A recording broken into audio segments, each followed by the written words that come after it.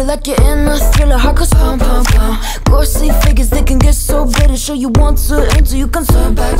You don't. Ça fait déjà quelques jours, même voire des semaines que je teste ce petit téléphone. Alors, qu'est-ce que ça vaut ce petit A53 de chez Samsung réellement? Moi, je vais te parler directement du design de celui-ci. Alors oui, moi je fais partie des personnes qui n'enlèvent pas le petit autocollant là. Je dis que ça fait partie du téléphone. Enfin bref, on est quand même sur un design qui reste assez sobre et ça, c'est plutôt efficace. À l'arrière de celui-ci, on va retrouver un dos mat qui ne va pas laisser les traces de doigts et ça, c'est vraiment intéressant. On va retrouver à l'arrière de celui-ci un module photo qui n'est quand même pas très épais, qui est quand même assez discret. Et ça, pas très épais, regardez, on le met sur la table. Ça tremble quand même, mais ça ne tremble pas énormément comparé à énormément de téléphones. À l'avant de celui-ci, on est quand même sur un écran qui est quand même assez immersif, même si en bas, l'écran ne va pas jusqu'au bout, on a quand même une bande noire sur celui-ci. La qualité de finition quand même reste du moyen de gamme, donc ça va, on va dire ça comme ça. Parce que là, c'est quand même du plastique, quand on tape dessus, ça se remarque. Alors, autour de celui-ci, je ne sais pas si c'est de l'aluminium ou vraiment de l'aluminium qu'ils ont mis autour, mais ça apporte vraiment quelque chose de mieux, parce qu'on a quand même un effet chrome coloré par rapport au dos mat. Du coup, il y a quand même des nuances de couleurs sur le téléphone et ça, c'est assez intéressant. Alors, vu qu'on est sur le design, je vais quand même en parler. Quand on bouge le téléphone, à côté de notre oreille, on entend quand même les capteurs photo qui bougent. C'est très bizarre. Alors, pendant que je suis en train de te parler, il est quand même en train de faire sa petite mise à jour du mois et c'est quand même assez long pour optimiser quand même toutes les applications. Vu que je suis en train de te parler des applications, je vais te parler de l'interface One UI qui est quand même assez intéressante et franchement, je suis vraiment très fan de ces interfaces-là chez Android. Si vous le savez et si vous ne le savez pas, vous devrez le savoir. Moi, je suis quand même un possesseur d'un Fold 3 au quotidien, donc je suis quand même habitué à l'interface. Donc, il se peut que je ne sois pas très subjectif quand je juge l'interface sur ce A53, vu que c'est la même. Hop là. On est quand même sur une interface qui reste sobre, efficace, qui va à l'essentiel et c'est vraiment très bien épuré.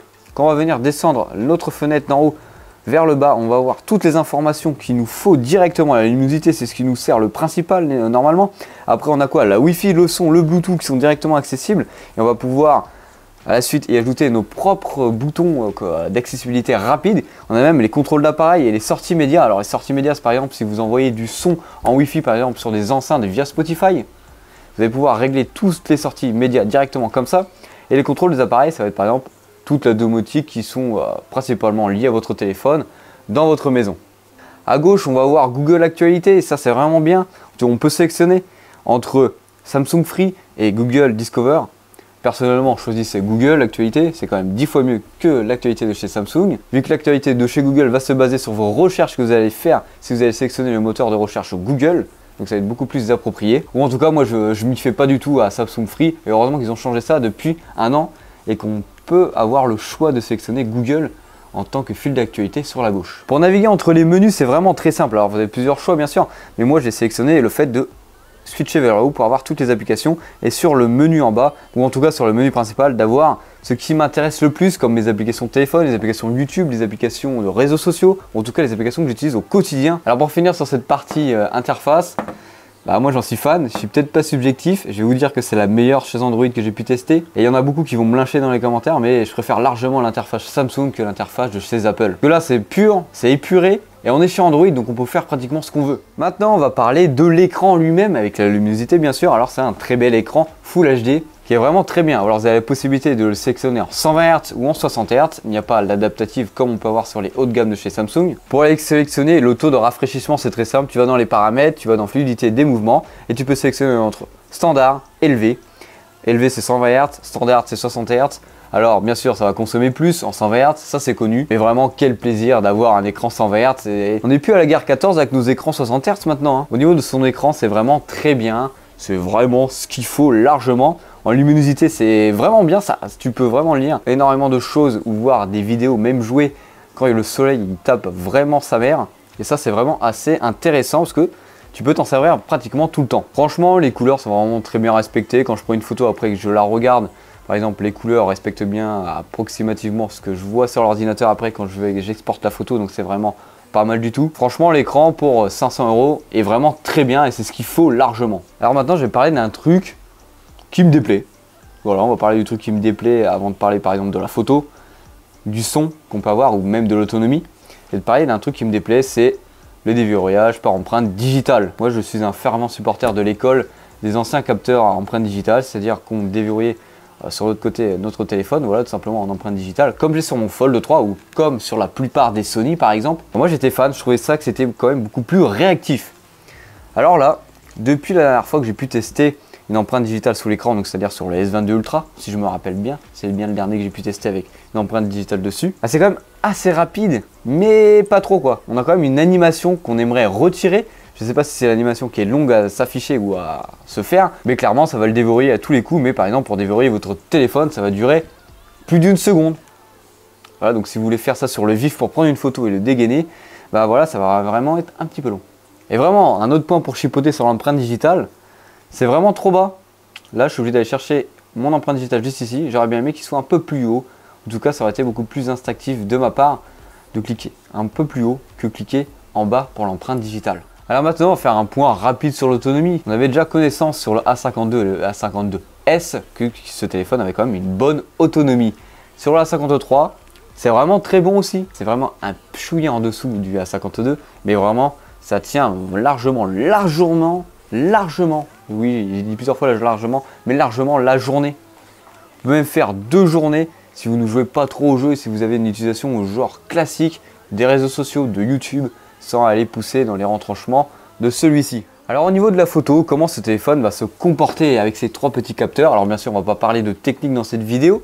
Si vous voulez aller voir les caractéristiques précises de celui-ci et vous embêter avec des stats, ce sera en description avec un petit lien. Alors au niveau de la photo en mode portrait, ou en tout cas en façade de celui-ci, qu'est-ce que ça donne? Alors je vais prendre une photo en direct pour vous montrer comment celui-ci va prendre des photos. Alors bien sûr, je vous montrerai un peu plus de photos à la suite. Et si vous voulez un épisode spécial où je teste intégralement ce téléphone-là seulement en photo, n'hésitez pas à me le mettre en commentaire. Pour cette vidéo, je vais juste vous montrer des photos que je vais prendre actuellement. Alors là, vu que j'ai un éclairage plutôt correct, la photo n'est pas très difficile à gérer.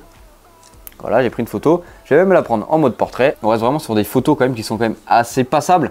On va dire ça comme ça. Tu la mets sur Instagram, ça passe largement. Mais si on zoome par exemple sur la tête, sur ma tête, on voit qu'il manque quelque chose.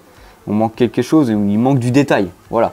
C'est pas au niveau du S22 Ultra, mais ça fait largement le travail. Alors en façade, qu'est-ce que vous allez retrouver? Vous allez retrouver bien sûr le mode photo. Le mode photo avec un grand angle.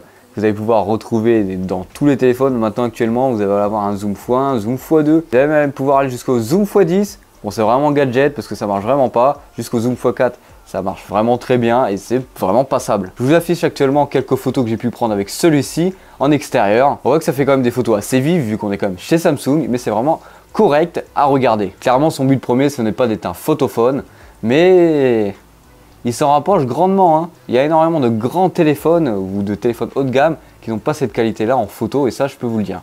Là, on est rapidement sur une vidéo en portrait. Et comme ça, vous pouvez juger du son du micro du téléphone en même temps. Et putain, franchement, en portrait, la vidéo, c'est plutôt pas mal pour l'instant. Et ça, c'est assez intéressant. Alors pour conclure, je vais te faire une petite partie sur les points positifs et les points négatifs. Je pense commencer par les points négatifs, parce que j'aime bien commencer par ça. Et surtout, quand on n'aime pas quelque chose, on a surtout beaucoup plus de choses à dire sur le sujet. Bah, c'est un téléphone en plastique. En tout cas, l'arrière. Et ça, quand tu es habitué à des téléphones haut de gamme, c'est vraiment dérangeant dès le début d'avoir ce toucher là à l'arrière de celui-ci. On va dire qu'on a l'impression que quand tu rentres dans une voiture de bas de gamme qui est en plastique et que tu vas vouloir bouger le plastique de la voiture, bah ça fait un petit peu le même effet quand même. Hein. Comme dit sur la partie de l'écran en bas, je trouve que c'est un peu décevant qu'il n'aille pas jusqu'au bout et qu'il y ait quand même une grosse barre noire en bas de celui-ci. Après, dernier défaut que je peux trouver à celui-ci, parce qu'il n'y en a quand même pas beaucoup, bah c'est quand on le pose sur la table, il tangue. Alors que sur le S22 Ultra, ils ont réussi à changer ça Samsung. Maintenant, on va passer sur les points positifs. En photo, c'est vraiment très bon. Vous allez pouvoir vraiment égaler énormément de photophones ou même d'appareils haut de gamme de la concurrence. Et ça, c'est vraiment intéressant. Au niveau de la puissance, vous allez pouvoir largement jouer au jeu. Vraiment jouer à tous les jeux. Vous allez pouvoir jouer à Clash Royale facilement, par exemple, jouer à Pokémon Go, même faire du PUBG et même du Fortnite.